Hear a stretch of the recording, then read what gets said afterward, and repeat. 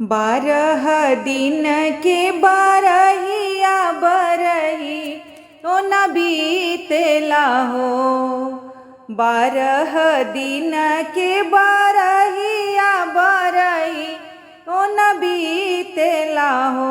ललना खिड़की के रहे पियवा झाके देखत मोहिया लागेला हो। ललना खिड़की के रहिया पियवा झाके देखत मोहिया लागेला हो। मचिया बैठली तुह सासु सरबे गुनिया गरी हो। मचिया बैठली तुह सासु सरबे गुनिया गरी हो। सासु तनिए का थमना होरी लावा पिया के मनवा राखियाई हो। सासु तनिए का थमना होरी लावा सैया के मनवा राखियाई हो। किए तुहू बहुआ बहुरैलो किया रे मति भरो भैलू हो। किए तुहू बहुआ बहुरैलो किया रे मति भरो भैलू हो। बहुआ बीते दाना छठिया बरहिया बबुआ के मनवा राखिया हो। बहुआ बीते दाना छठिया बरहिया बबुआ के मनवा राखिया हो। बारह दिन के बारहिया बरहियो न बीतेला हो। बारह दिन के बारहिया बरहियो न बीतेला हो।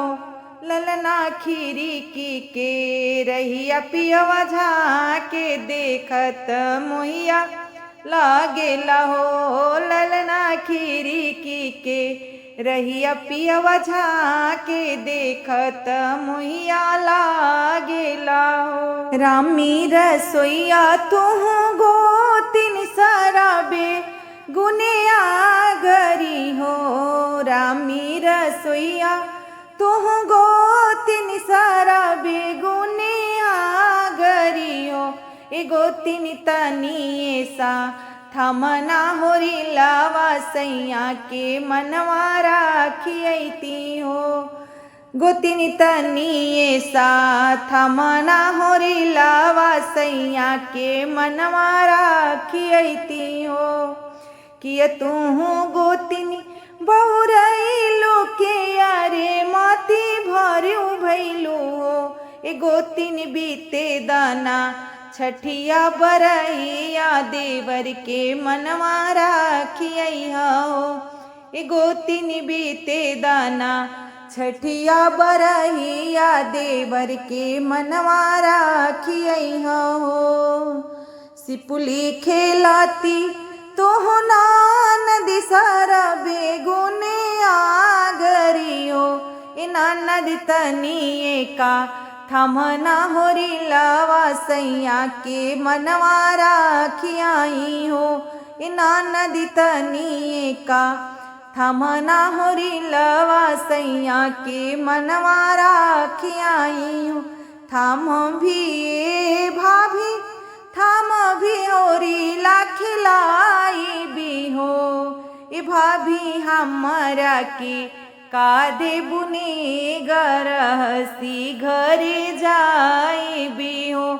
भाभी हमारा के कादे बुने गरहसी घरे जाए भी हो। तू ही तना नदी हमरो साखी त बहुते प्यारी हो। ननद ले लाना गलवा के हारावा सैया के मनवा राखियाई हो। ननद ले लाना सरबे गहनावा सैया के मनवा राखियाई हो।